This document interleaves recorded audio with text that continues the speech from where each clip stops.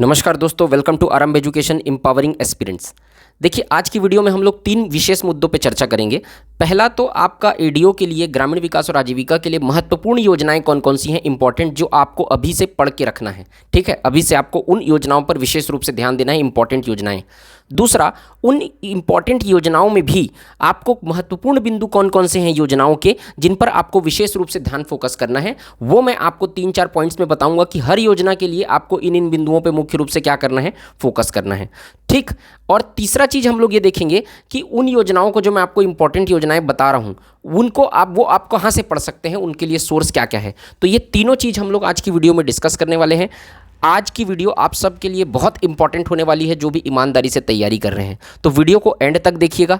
अगर वीडियो अच्छा लगेगा तो वीडियो को लाइक करिएगा, चैनल को सब्सक्राइब करिएगा, कमेंट सेक्शन में ज़रूर बताइएगा कि वीडियो आपको कैसा लगा। ठीक। और टेलीग्राम चैनल जरूर ज्वाइन करिएगा, डिस्क्रिप्शन में उसका लिंक दिया हुआ है। चलिए शुरू करते हैं। फिर जो इंपॉर्टेंट योजनाएं हैं उसको सबसे पहले हम लोग देखते हैं। तो देखिए, सबसे महत्वपूर्ण योजना, देखिए हालांकि आपका अभी जो सिलेबस है वो नहीं आया हुआ है, लेकिन इन योजनाओं को जो मैं बताने वाला हूँ वो पंचायत और ग्रामीण विकास विभाग की योजनाएं हैं, जो प्रीवियस पहले के जो सिलेबस थे उसमें भी थी और इसमें भी रहेंगी, ये चेंज नहीं होंगी।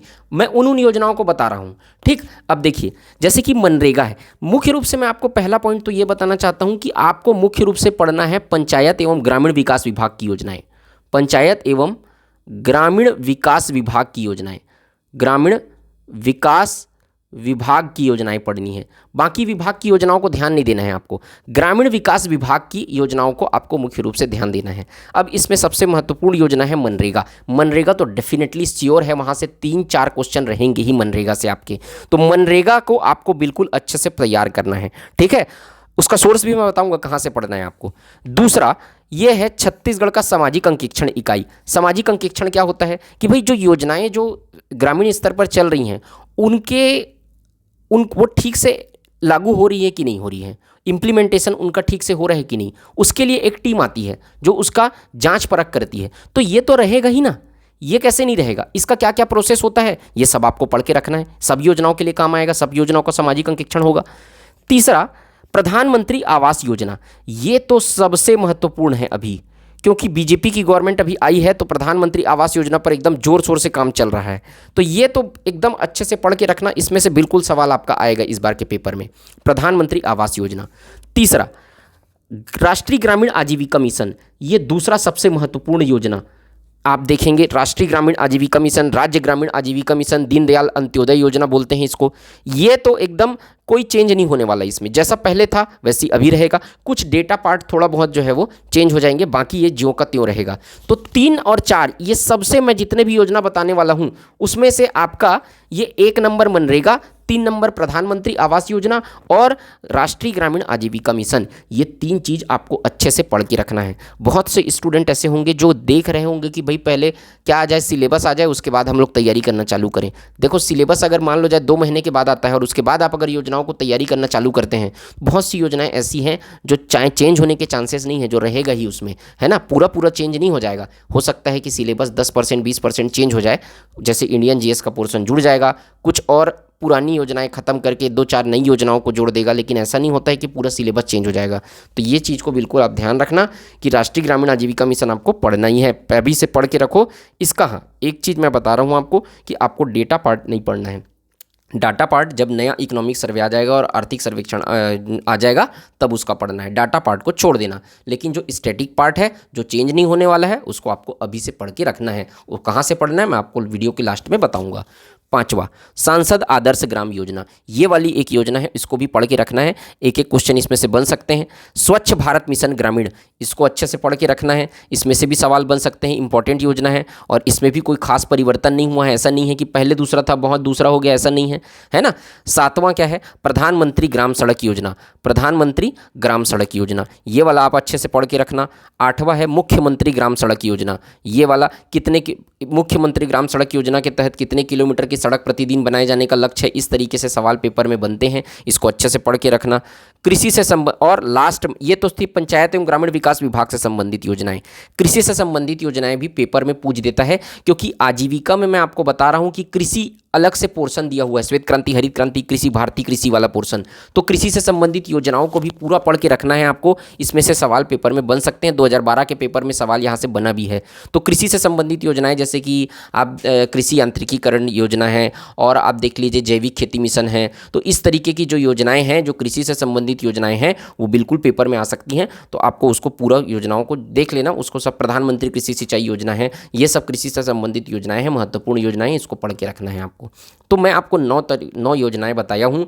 इन 9 योजना और भी योजनाएं मैं शामिल कर सकता था, लेकिन वो योजनाएं में कुछ ना कुछ परिवर्तन हुआ है, तो हो सकता है। और कांग्रेस सरकार की योजनाएं तो नहीं आएंगी, बीजेपी सरकार में जो चालू हुआ है वही योजना आ सकता है पेपर में अब, है ना। तो उसके लिए जो ग्रामीण विकास विभाग का योजना है, मैं मुख्य रूप से फोकस ये डाला हूँ। मैं ये नहीं कह रहा हूँ कि केवल इसी योजना को आपको पढ़ना है, लेकिन मैं ये कह रहा हूँ आपको कि जब तक आपका सिलेबस नहीं आए हैं तब तक आप इन योजनाओं को अच्छे से तैयार करके रखो। जैसे ही आपका इकोनॉमिक सर्वे या प्रशासनिक प्रतिवेदन आएगा, आप उन योजनाओं के डेटा पार्ट को पढ़ लेना, और इन योजनाओं को तो अच्छे से तैयार करके ही रखो, ये आपका आगे काम आएगा और आपके सिलेबस में भी ये योजनाएं रहेंगी। ठीक है, तो ये योजनाओं को आप अच्छे से तैयार कर लीजिएगा। अब दूसरा पॉइंट कि इन योजनाओं में किन महत्वपूर्ण बिंदुओं पर आपको मुख्य रूप से फोकस करना है। तो देखो, हर योजना का मैं बता रहा हूँ कॉमन चीज़ कि भाई योजना की शुरुआत कब हुई, योजना की शुरुआत कब हुई, ये पेपर में आता ही है ना। आपको कूट वाले सवाल देखने के लिए मिलेंगे, इसमें 1 लाइनर क्वेश्चन कम रहेंगे। कूट वाले सवाल आएंगे तो एक योजना से संबंधित 3-4 पॉइंट को पूछ देता है, और बताओ इनमें से केवल एक और दो, केवल 1, 2, 3 या इनमें से सभी, इस तरीके के ऑप्शन रहते हैं। तो आपका कूट वाले सवाल में सारे पॉइंट्स को पूछ सकता है। तो योजना की शुरुआत आप अच्छे से, सब योजना को कब कब शुरुआत हुआ, कहाँ से शुरुआत हुआ, ये अच्छे से पढ़ के रखना। योजना के प्रावधान क्या क्या हैं, है ना, वो योजना का, अच्छा, उद्देश्य ये एक महत्वपूर्ण बिंदु है। ठीक है, उद्देश्य, आपको उद्देश्य अच्छे से पढ़ के रखना है। ठीक है, उद्देश्य, तो उद्देश्य आपको अच्छे से पढ़ के रखना है कि योजना का क्या उद्देश्य था। उसके बाद एक पॉइंट आपको पढ़ना है, योजना के क्या क्या प्रावधान हैं, किनको दिया जाना है, किनको नहीं दिया जाना है। तीसरा नंबर लाभार्थी, इसमें दिया जाता है कि ST SC को, मतलब अनुसूचित जाति जनजाति को इसका क्या क्या लाभ मिलेगा, मतलब इसको कितना % का लाभ मिलेगा या कितने % की छूट मिलेगी। और इसके बाद जनरल कैटेगरी में सामान्य को कितना इसमें छूट मिल सकता है, कितना इसमें लाभ मिल सकता है। ये आपको यहाँ पर लाभार्थी में पढ़ने के लिए मिलेगा। बहुत सारी योजनाओं में इन योजनाओं को, जबकि अनुसूचित जाति जनजाति को कितना छूट मिलता है, जनरल को कितना छूट मिलता है, ये बिल्कुल आपको सवाल पेपर में आता है। तो ये तीसरा पॉइंट ये है। और चौथा है संबंधित आंकड़े। देखो, आंकड़ों से मैं आपको कहूँगा, अगर आपको ज़्यादा ध्यान देना है तो 80% ध्यान आपका इन चीज़ों पे होनी चाहिए। उद्देश्य, शुरुआत, उद्देश्य, प्रावधान और लाभार्थी। 80% सवाल यहाँ से बनेंगे। केवल 10 से 20% ऐसा है 2012 और 2017 का पेपर आप देख लीजिए, जो आंकड़े वाले सवाल आपको पूछेगा। बहुत कम चांस है, बहुत कम पूछता है आंकड़ा। तो बहुत आंकड़े पे ज़्यादा, मतलब पढ़ना है, नहीं पढ़ना है मैं नहीं बोल रहा हूँ, लेकिन एकदम आंकड़े के पीछे नहीं भागना है आपको। आंकड़े पे कम ध्यान, और इन 4-5 चीज़ों पे जो मैंने आपको समझाया है अभी, उन पे आपको ज़्यादा ध्यान देना है।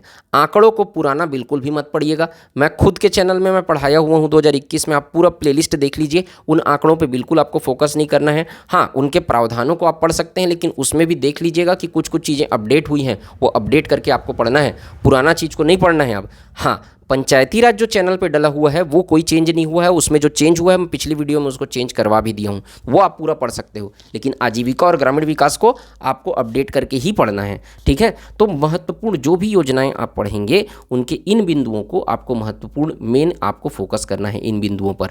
ठीक, अब हम लोग देखते हैं कि योजना का सोर्स। ये मैं आपको, देखो 2 सोर्स है योजना का। पहला चीज़ तो प्रशासनिक प्रतिवेदन, ये सबसे महत्वपूर्ण सोर्स है, प्रशासनिक प्रतिवेदन। अब प्रशासनिक प्रतिवेदन अभी आपको मिलेगा 2023-24 का। ठीक है, इस 23-24 के प्रशासनिक प्रतिवेदन में आपको ये सारी योजनाएं मिल जाएंगी, और ये प्रशासनिक प्रतिवेदन मिलेगा हमारे टेलीग्राम चैनल पे। ठीक है, तो टेलीग्राम चैनल का लिंक कहाँ मिलेगा? टेलीग्राम चैनल का लिंक आपको डिस्क्रिप्शन में मिलेगा, कमेंट, पहले नंबर के कमेंट में मिल जाएगा आपको। तो वहाँ से आप टेलीग्राम चैनल ज्वाइन करो, और टेलीग्राम चैनल ज्वाइन करने के बाद आप प्रशासनिक प्रतिवेदन 2023-24 पंचायत एवं ग्रामीण विकास विभाग का, पंचायत एवं ग्रामीण विकास विभाग का, ग्रामीण विकास विभाग का प्रशासनिक प्रतिवेदन वहाँ पे आपको मिल जाएगा, जिसमें सीक्वेंस वाइज ये सारी योजनाएं और उसकी डिटेल आपको मिल जाएंगे। तो आप इसको पढ़ लीजिएगा। उसमें से डाटा नहीं पढ़ना है आपको, डाटा नहीं पढ़ना है आपको 2023-24 के। जब प्रशासनिक प्रतिवेदन 2024-25 आएगा, अभी आपका आ जाएगा ये मार्च के फर्स्ट वीक में आ जाएगा, तब आपको 2024-25 के प्रशासनिक प्रतिवेदन से आपको डेटा पढ़ना है। तब तक आपके पास अभी 2023-24 का प्रशासनिक प्रतिवेदन है और 23-24 के प्रशासनिक प्रतिवेदन से योजनाओं के जो मैं ऊपर पॉइंट बताया हूँ आपको, वो सारे पॉइंट को आप पढ़ के रखे रहो। जब नया प्रशासनिक प्रतिवेदन आएगा तो डेटा बस उससे पढ़ लेना। दूसरा एक आपका सोर्स बहुत अच्छा सोर्स है, जो है आपका इकोनॉमिक सर्वे। इकोनॉमिक सर्वे भी आपको 2023-24 ही मिलेगा, और वो भी आपको हमारा मिल जाएगा। इकोनॉमिक सर्वे जो है वो हमारे टेलीग्राम चैनल पे। तो ये इकोनॉमिक सर्वे से आप चीज़ों को पढ़ के रखना है, लेकिन डाटा इससे भी नहीं पढ़ना है। डाटा आपको पढ़ना है इकोनॉमिक सर्वे 2024-25, जो फरवरी लास्ट या मार्च फर्स्ट वीक में आ जाएगा। उसके बाद मैं टेलीग्राम चैनल पर डाल दूंगा, तो ये सारी चीज़ों को आप पढ़ लेना। उसमें डेटा बस अपडेट होता है, वो जो स्टैटिक पोर्सन है वो तो अपडेट वो तो वैसे ही रहता है ना। तो ये आपका हो गया योजना के सोर्स। अब अगर आप अब ये देखिए, आपको प्रशासनिक प्रतिवेदन पढ़ने के बाद आपको बहुत सारी चीज़ें जो है वो समझ में उसमें नहीं आती हैं, बहुत सारी योजनाओं को, तो इसमें आपको खोजना पड़ेगा। सब चीज़ एक जगह नहीं मिलेगा। बहुत सारा चीज़ ऐसा होता है जो प्रशासनिक प्रतिवेदन में मिल जाता है, बहुत सारी चीज़ ऐसी होती है जिसको वेबसाइट से खोजना पड़ता है। वेबसाइट से खोजने के बाद, इकोनॉमिक सर्वे से खोजने के बाद, उसको वेरीफाई करने के बाद चीज़ों को पढ़ा जाता है। ऐसा नहीं है कि आप सब चीज़ उसी का पढ़ सकते हैं। बहुत सारी चीज़ें वहाँ भी नहीं मिलेंगी जो पेपर में पूछे जाते हैं। तो उसके लिए अगर आप अपना समय बचाना चाहते हैं, वो सारी चीज़ें अगर आप चाहते हैं कि एक जगह आपको मिल जाए, तो हमारा एक ऑनलाइन बैच है, ऑनलाइन ऑफलाइन दोनों चीज़ें चल रही हैं। एडीओ त्रिकोण बैच, जिसमें आपको 3 सब्जेक्ट मिलेंगे, पंचायती राज, ग्रामीण विकास और जो है आजीविका, और दूसरा है विस्तार बैच, जिसमें आपको इंडिया जीएस का पोर्शन और हिंदी भी पूरा कंप्लीट सिलेबस आपको विस्तार बैच में मिलेगा। तो अगर आप अपना समय बचाना चाहते हैं, जो पढ़ सकते हैं प्रशासनिक प्रतिवेदन से, जो इतना सर्च कर सकते हैं वो कर सकते हैं, मैं आपको सोर्स भी बता दिया है ना। लेकिन उसके अलावा भी बहुत सारी चीज़ें होती हैं जो अलग अलग जगह से खोज के चीज़ों को डालना पड़ता है। इसके साथ आपको हम PDF नोट्स भी प्रोवाइड करेंगे, PDF नोट्स भी इसके साथ आपको प्रोवाइड होगा।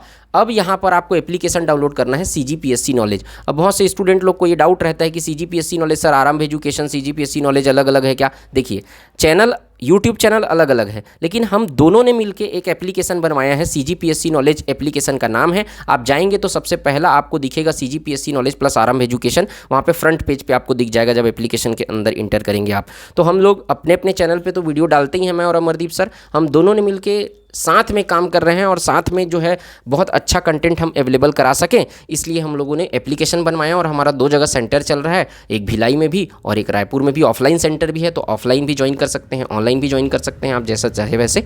आपको पिन कमेंट में आपको इसका पूरा जो है वो डिटेल मिल जाएगा कोर्स का, आप वहाँ से डिटेल ले सकते हैं। ऑफिस के नंबर पर भी कॉल कर सकते हैं। तो आप जो चाहिए, खुद से पढ़ना चाहते हैं तो खुद से पढ़ सकते हैं, या फिर आप बैच ज्वाइन करना चाहते हैं तो आप बैच भी ज्वाइन कर सकते हैं।